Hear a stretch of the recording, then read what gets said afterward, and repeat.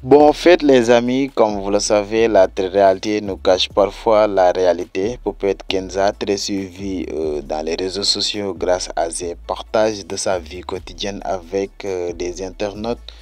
Aujourd'hui, de nouveaux soupçons présentent sur la jeune femme de 22 ans qui est accusée cette fois-ci d'avoir détourné de la moitié de l'argent du cagnotte destiné à un orphelinat marocain, selon les informations du Parisien.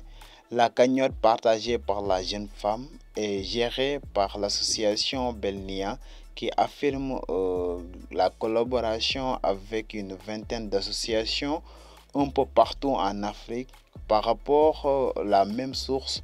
Grâce à la popularité de l'influenceuse et de sa cousine Soukaina, donc des polémiques tournent autour de cette cagnotte et plus de 1500 donateurs ont participé pour un peu plus de 200 000 euros collectés selon les captures partagées par les deux jeunes femmes.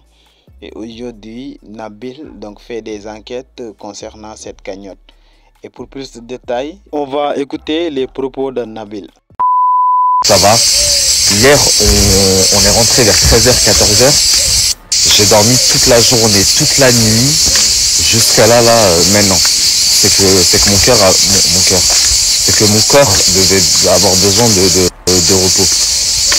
En tous les cas, je reprends ce soir, je prends la route ce soir pour Paris. Ce soir ou demain matin, max. Et arriver à Paris, ça va être aussi très très intensif. Ça veut aussi dire que le documentaire, il arrive très bientôt.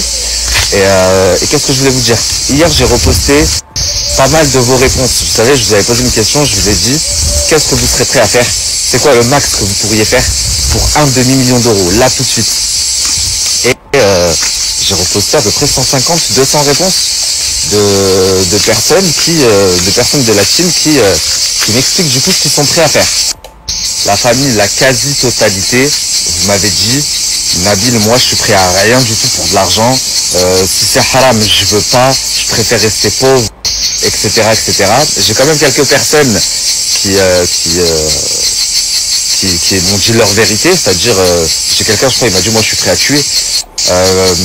Néanmoins, si tout le monde a été sincère, je suis très fier, la famille, d'être suivi par des gens comme vous. Vraiment.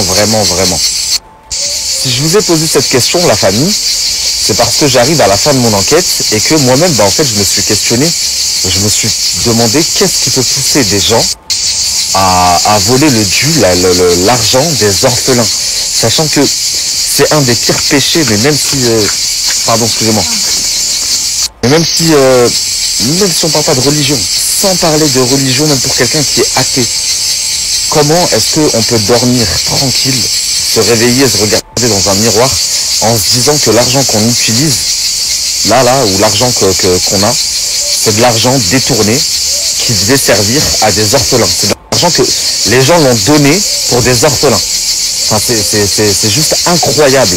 Et donc ça m'intéressait de savoir l'avis général. Et on a vu donc qu'elle a partagé ses conversations avec Soukaina. Donc en parlant de l'enquête, rappelez-vous qu'il y a quelques jours, la sœur de la présidente de l'association Benia a fait une story en mentionnant. Je rappelle qu'à l'heure où on parle, Benia détient toujours une partie de la cagnotte destinée aux enfants de l'orphelinat Atlas Kinder. Donc suite à l'histoire qu'elle a fait, donc où je suis mentionné, j'ai également fait une story pour lui répondre et exprimer mon mécontentement. Donc on a vu aussi ces conversations sur WhatsApp.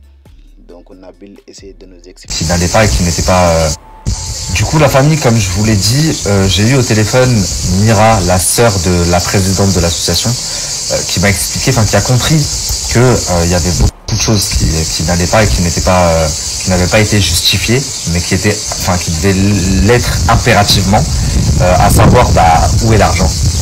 Quand on dit il est parti au Sénégal, il est parti là, il faut qu'on ait des justificatifs et qu'on en ait la preuve, le cœur net pour tous ceux qui ont donné de l'argent. Donc ça, elle a compris, elle a même dit que c'était normal. Elle s'est même proposée de m'aider. Elle m'a demandé de faire une distinction aussi entre elle et sa sœur, qu'elle n'avait rien à voir avec cette cagnotte, etc. Et que elle, quand elle voulait faire du khair avec les orphelins, elle allait le faire directement, qu'elle ne passait pas par une cagnotte ou X ou Y. Enfin bref, je ne vais pas trop vous en dire parce que le documentaire sort très très vite. Je voulais aussi vous dire que je me suis entretenu avec le patron du spa. Vous savez, à un moment, pour se justifier, ils ont fourni de toute façon une seule facture, une facture de 3 000 € d'un spa. Un spa qui aurait acheté du lait et des couches. Enfin bref, une histoire complètement farfelue. Donc j'ai eu le patron du spa au téléphone, on est resté plus d'1 heure au téléphone et encore une fois, lui aussi, on s'accorde sur le fait qu'il y a beaucoup de choses qui vont pas et qui sont très très suspects. Qui s'apparente limite à du vol, on va parler clairement. Il m'a aussi expliqué, il s'est désolidarisé en m'expliquant que il ne connaissait pas le patron de Belmia, qu'il avait vu 2 fois dans sa vie et qu'il avait simplement voulu lui rendre service. Mais ça, vous le verrez dans le documentaire aussi. La famille, je sais pas vous, mais les personnes sur les réseaux sociaux là qui se servent de la religion, qui font pas une phrase sans parler d'Allah et au final pour vous induire en erreur, vous faire débourser de l'argent pour de soi-disant de belles causes, mais au final cet argent il est détourné pour leur fin personnelle. Ces gens-là, ils me dégoûtent au plus haut point, c'est la pire race au monde. J'ai presque envie d'en faire un combat. Vous voyez, eux la dernière fois là, ils ont fait un live, ils mettent du Coran derrière, parce qu'il y a beaucoup de gens qui vont se dire oh quand même, oh. Et de plus en plus, les gens ils comprennent que le peuple musulman c'est le peuple le plus généreux du monde. Donc ils se servent de la religion musulmane, de l'islam et de causes louables pour eux se créer une vie de fou. Vous savez ce qui va être fait avec cet argent-là? Ils vont partir au Mali, il va se construire une maison parce que le mec c'est un Malien, il va se construire une maison là-bas et alors que les gens ils se lèvent à 8h du matin, ils rentrent à 18h, 19h le soir pour 1 200 € par mois, ils se cassent le dos et ils n'arrivent pas à ramasser ce que lui il a pris en vous douillant là. En vous montrant les enfants d'Atlas Kinder, oh regardez Msakin, en ramenant des influenceuses connues, regardez Msakin, ils ont besoin. Au final, il leur a même pas envoyé la moitié. Et wallah, ça me dégoûte. Lui, la Dembe, je sais pas quoi, et sa femme Sabrina. J'ai vraiment hâte que le documentaire sorte et que vous voyez à quoi ressemble leur tête à eux là. La famille, vous êtes énormément à m'écrire là toute l'après-midi. Oui, et Poupette, et alors, et tu vas la blanchir, et si elle est dedans, et elle est pas dedans. Je peux pas trop vous en dire, le documentaire sort très bientôt. Ce que je peux vous dire, c'est que concernant Soukaina et Anissa, à l'heure actuelle, je suis sûr de moi. Mais concernant Poupette, il y a toujours certaines choses, ou même à l'heure actuelle, j'ai toujours des petits doutes, mais de toute façon, vous le verrez dans le documentaire. Ce que je peux vous dire aussi que j'ai appris aujourd'hui et qui me choque qu'à moitié, c'est que l'association Belmia n'existe plus. Elle a été fermée. Donc elle est fermée. C'est quand même incroyable. Hein. Il y a plus de 100 000 € minimum qui ont disparu. Personne ne sait où ils sont. On nous dit un coup ils sont au Mali, un coup ils sont au Sénégal, un coup en fait ils sont au Maroc, un coup en fait non ils sont là. Et aujourd'hui l'association est fermée. Putain ils sont trop forts. Et on va apprendre que, parce que c'est un Malien, vous allez voir qu'on va apprendre dans pas longtemps qu'ils sont partis de la France et qu'ils sont au Mali et qu'il s'est construit une maison au Mali et qu'il s'est mis limbe sur le dos des orphelins marocains. Bon, bref les amis, c'était ça les propos de Nabil concernant la cagnotte de Poupette Kenza. Donc Nabil, il enfonce Poupette comme il l'a fait sur l'artiste et d'autres influenceurs. Vous savez, donc par rapport aux enquêtes de Nabil, il y a parfois des incohérences au niveau de ces reportages, c'est-à-dire quand il a eu des relations un peu tendues avec la personne concernée, cela va se sentir de ses analyses, mais parfois Nabil il est très pertinent avec sa culture générale sur beaucoup de domaines. Mais pour le cas de Poupette Kenza, nous, notre point de vue, l'idée est bonne, mais la manière dont il s'est terminé est mauvaise car la vie d'aujourd'hui est très dure, surtout en Afrique ou bien les pays sous-développés.